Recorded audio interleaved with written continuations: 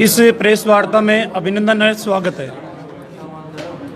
आज की प्रेस जो आगामी दिनों के अंदर भारतीय जनता पार्टी की तरफ से पूरे प्रदेश के अंदर राजस्थान सरकार जिन मुद्दों के आधार पर, जिन वादों के आधार पर सत्ता में आई थी, प्रदेश के मुखिया और सदन के नेता अशोक गहलोत जी ने तीसरा बजट भी पेश कर दिया, लेकिन उसके उपरांत भी उन वादों को पूरा नहीं किया गया जिन वादों के आधार पर सरकार सत्ता में आई थी। और एक तरीके से सीधा सीधा अगर मैं ये कहूँ कि राजस्थान की सरकार जन भावनाओं की पूर्ण उपेक्षा करने का काम कर रही है। और आज प्रदेश के जो हालात है वो किसी से छिपे हुए नहीं है। पूरे देश के अंदर क्राइम के क्षेत्र में राजस्थान ने प्रथम स्थान का खिताब जीतने का सिरे जा रहा है। प्रदेश के अंदर किस तरीके से बजरी माफिया हावी है, प्रशासनिक अधिकारियों के ऊपर हमले कर रहे हैं, किस तरीके से गैंगवार और बलात्कार की घटनाएं घटित हो रही है, ये भी किसी से छिपी हुई नहीं है। कर्ज माफी का आज भी प्रदेश के लाखों किसान इंतजार कर रहे हैं। जो डिफॉल्टर हो गए थे किसान, उनको भी दोबारा ऋण देने का काम सरकार नहीं कर रही। इन तमाम मुद्दों को लेकर और जो विकास का पहिया भारतीय जनता पार्टी के शासनकाल के दौरान शुरू हुआ था, वो विकास का पहिया भी अब अवरुद्ध हो चुका है। भारतीय जनता पार्टी की जब सरकार थी तब कई लोक कल्याणकारी योजनाएं हमने शुरू की थी। वर्तमान सरकार ने उन लोक कल्याणकारी योजनाओं को भी या तो बंद कर दिया या उन योजनाओं में 80% तक कटौती करके सिर्फ नाममात्र की योजनाएं रखने का काम सरकार ने किया। इन तमाम विषयों को लेकर भारतीय जनता पार्टी के कार्यकर्ता 6 तारीख से लेकर 14 तारीख तक प्रत्येक प्रदेश के उपखंड स्तर पर धरने के माध्यम से, ज्ञापन के माध्यम से, प्रदर्शन के माध्यम से अपना विरोध दर्ज कराने का काम करेंगे। और हमारी प्रतिपक्ष की जो भूमिका है उस भूमिका को भी निभाने का काम हम करेंगे। इसी तरीके से चरणबद्ध तरीके से हमने हमारे कार्यक्रमों की रूपरेखा बनाई है। 5 तारीख और 6 तारीख को पूरे प्रदेश के अंदर जिला बैठकें होगी। 7 और 8 तारीख को मंडल बैठकें पूरे प्रदेश के अंदर होगी। 9 तारीख से लेकर 14 तारीख तक हमारा सड़क का आंदोलन शुरू होगा। और इसके मध्य 7 तारीख को हमारे तमाम प्रदेश के नेता, जिनको अलग अलग श्रेणीवार हमने समय सीमा के अंदर बांधा है, प्रदेश के मुखिया डॉक्टर सतीश पुनिया जी फेसबुक लाइव के माध्यम से प्रातः 9 बजे 7 तारीख को इन तमाम मुद्दों के ऊपर अपने विचार रखेंगे। उसके बाद में 10 बजे से लेकर 11 बजे तक प्रदेश के तमाम सांसद और जिला प्रमुख 10 बजे से 11 बजे तक लाइव रहेंगे। 11 बजे से 12 बजे तक प्रदेश के एमएलए, मेयर, सभापति ये फेसबुक लाइव रहेंगे। इस तरीके से हमारा मंडल स्तर का कार्यकर्ता भी फेसबुक लाइव के माध्यम से सरकार को इन जनहित के मुद्दों पे जो सरकार विफल रही है उसको घेरने का काम करेंगे। और आने वाले समय के अंदर भारतीय जनता पार्टी का कार्यकर्ता अपनी भूमिका को बखूबी निभाने का काम करेगा। और 6 तारीख से लेकर 14 तारीख तक ये जो आंदोलनात्मक हमारा कार्यक्रम है, इस कार्यक्रम के उपरांत इससे पहले भी हमने जनहित के मुद्दों को कोविड की एडवाइजरी के तहत उठाने का काम किया था। और उसके बाद में अभी सिर्फ उपखंड स्तर के ऊपर हमारे धरने, प्रदर्शन, ज्ञापन है। उसके बाद में प्रदेश स्तरीय एक बड़ा कार्यक्रम भी प्रदेश के शीर्ष नेतृत्व के साथ बैठ के उसको तय करके वो भी हम बड़ा कार्यक्रम भी करेंगे।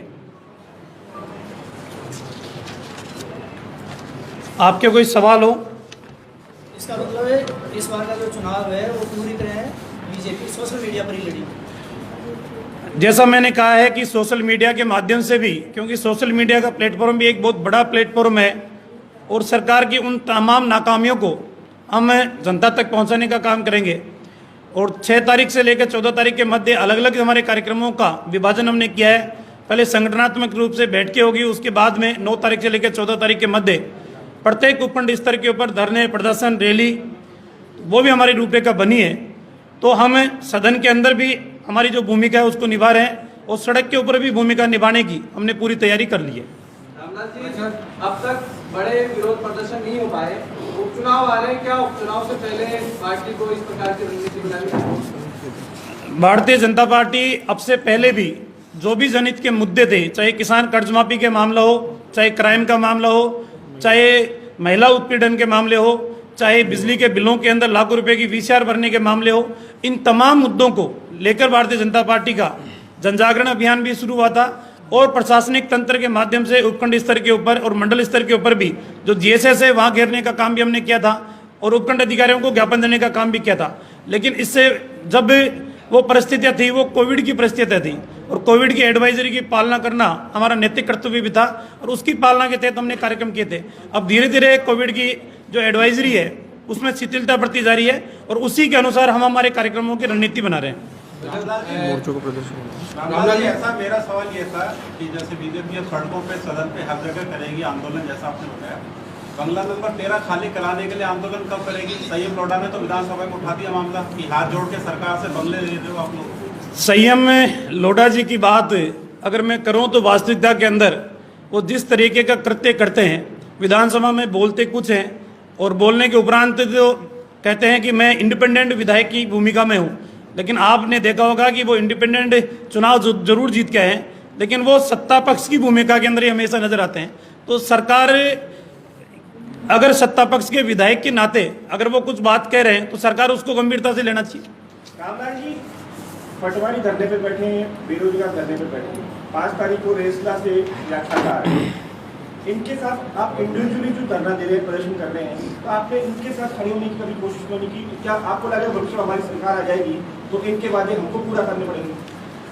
प्रदेश के तमाम संविदा कर्मियों की मांग हो या तमाम ऐसे विभागों के कर्मचारी अधिकारी जिनके साथ सरकार ने चुनावी वादों के साथ पूरा आश्वासन इस बात का दिया था कि हम सत्ता में आने के बाद आपकी समस्याओं को समाधान भी करेंगे, और आज भी भारतीय जनता पार्टी के तमाम विधायक जो भी आंदोलनकारी हैं उन आंदोलनकारियों की मांगों के साथ खड़े हैं।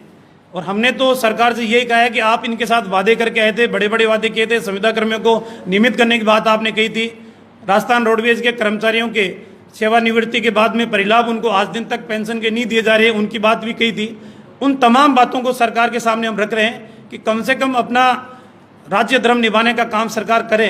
सिर्फ चुनाव जीतने के लिए बड़ी बड़ी घोषणाएं आप कर रहे हो, सिर्फ चुनावों के अंदर जनता को गुमराह करने का काम आप कर रहे हो।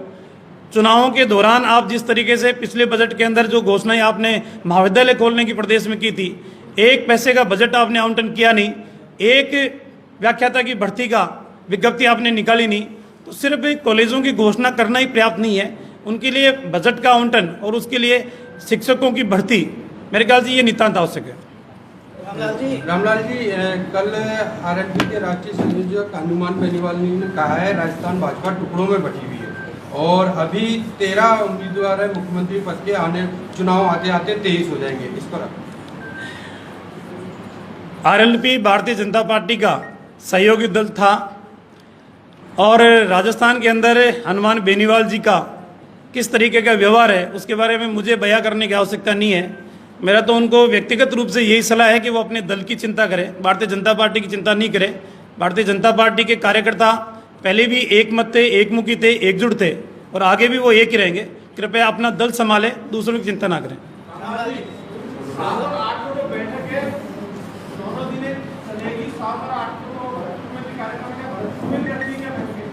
संगठनात्मक बैठक जो मंडल स्तर की है वो मंडल स्तर की बैठक 7 और 8 तारीख को होगी और 9 तारीख से हम सड़कों के ऊपर उतरने का काम करेंगे। रामलाल जी, अभी आपने संयम लोढ़ा पे आरोप लगाया है कि वो इस तरह का चरित्र है, लेकिन बंगला नंबर 13 को लेकर बीजेपी का क्या स्टैंड है? जो संवैधानिक प्रक्रिया है उस संवैधानिक प्रक्रिया के अंदर भारतीय जनता पार्टी का पूर्ण विश्वास है और उस संवैधानिक प्रक्रिया के अंदर जो सही है वो सही है और जो सरकार को निर्णय करने वो सरकार अपना निर्णय करे।